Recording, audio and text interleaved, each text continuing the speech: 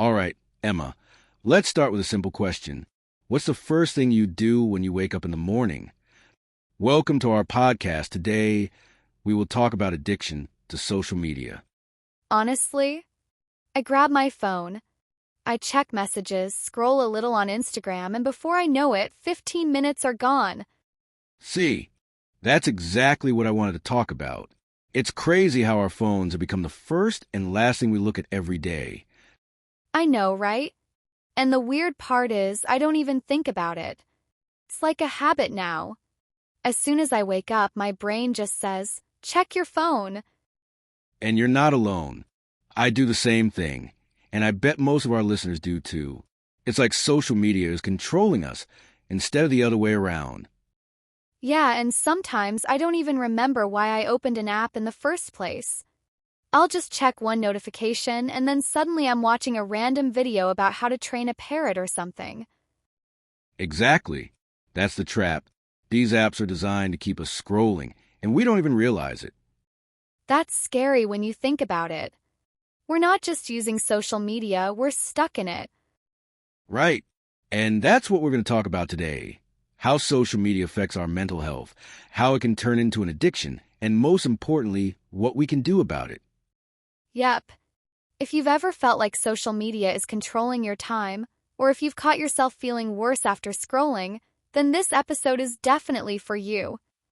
So, grab a coffee, get comfortable, and let's dive into this. Okay, so we know social media is addictive, but what about the mental health side of it? I mean, how does scrolling through Instagram or TikTok actually affect our minds? Good question. At first, it feels great, right? You see funny videos, talk to friends, maybe get a few likes on your post. But over time, it can mess with your emotions. Yeah, like sometimes I feel really good using social media, but other times, I don't know, I feel kind of drained. Exactly. And that's because social media affects your brain in ways you don't even realize. It's all about dopamine. Oh, I've heard about this. It's like a reward system, right? Your brain gets used to feeling good when you get likes, and then you keep coming back for more. Exactly. But here's the problem. When you don't get enough likes or attention, your brain feels the opposite. It can make you feel down, insecure, or even anxious. Ugh, I know what you mean. Have you ever posted something and kept checking your phone to see if people liked it? Oh, totally. It's like, why didn't this post get as many likes as my last one? Did I do something wrong? And that's where the mental health issues start. Yeah, and it's not just likes. I've seen people compare their whole lives to influencers online. It's like, wow, they have the perfect life, and I'm just sitting here in my pajamas eating cereal. Exactly. But here's the thing. Social media isn't real life. People only post the best moments, the highlights. They don't show the bad days, the stress, the behind the scenes. Yeah, I guess when we compare ourselves to perfect pictures online, we forget that real life is messy. And that's why social media can lead to anxiety, low self-esteem, and even depression for some people. It makes you feel like you're not enough, even when you are. That's so true. So what do we do about it? That's the big question. And that's exactly what we're going to talk about next. How to fight social media addiction and take control of our mental health. Let's do it. Okay, so we know that social media affects our mental health, but what actually happens when someone becomes addicted to it? Good question. When we say addiction, we don't just mean using social media a lot. It's when you feel like you have to check it all the time, even when you don't want to. Right, like when you open Instagram without even thinking about it. It's almost automatic. Exactly. And when that happens, it can start affecting different areas of your life. Your focus, your relationships, even your sleep. I swear, I can't study for 10 minutes without picking up my phone. You're not alone. It's because social media trains your brain to look for quick entertainment. It's way easier to scroll than to sit down and concentrate.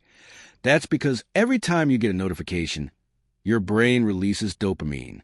It's like a reward, and your brain starts expecting it all the time. Okay, but let's be honest. How many times have you been hanging out with someone and they're just glued to their phone? Oh, too many times. It's like we're together, but not really together. Right? And it's not just friends. Even families struggle with this. Have you ever seen a family at dinner, but everyone is just on their phones? Yep, and it's sad. Social media is supposed to connect us, but sometimes it actually pushes us apart. Wow!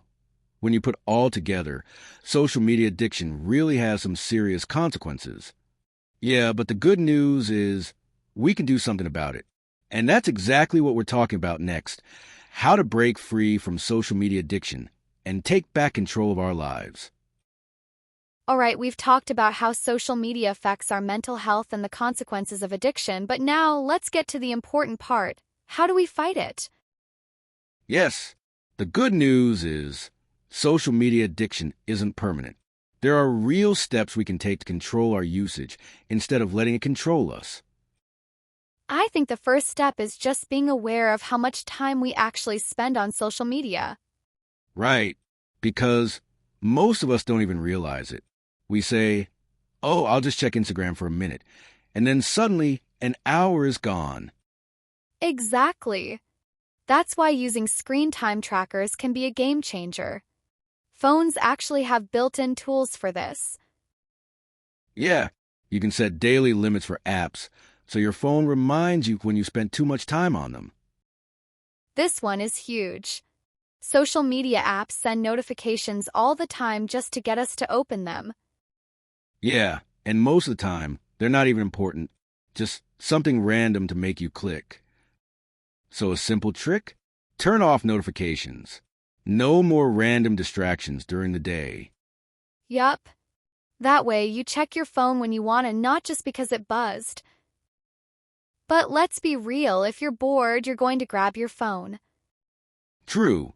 That's why the best way to break the habit is to replace it with something else. Like what? Anything that keeps your hands and mind busy. Reading, journaling, exercising, learning a new skill, even just going outside. That makes sense. If you have something else to do, you won't even miss social media. Wow, this has been such an eye-opening conversation. Social media is such a big part of our lives, and I don't think we even realize how much it affects us until we really stop and think about it. Exactly. It's not about saying social media is bad, because it's not. It connects us, entertains us, and even helps us learn new things. But when we lose control and let it affect our mental health, that's when it becomes a problem. Right? And the good news is we can actually take back control. We talked about setting screen time limits, turning off notifications, creating no-phone zones, replacing scrolling with better activities, and even doing a social media detox. So to anyone listening, ask yourself, how does social media make you feel? Are you in control of it, or is it controlling you? And if it's the second one, maybe it's time to try some of these tips. Exactly. Your mental health is more important than any app or notification.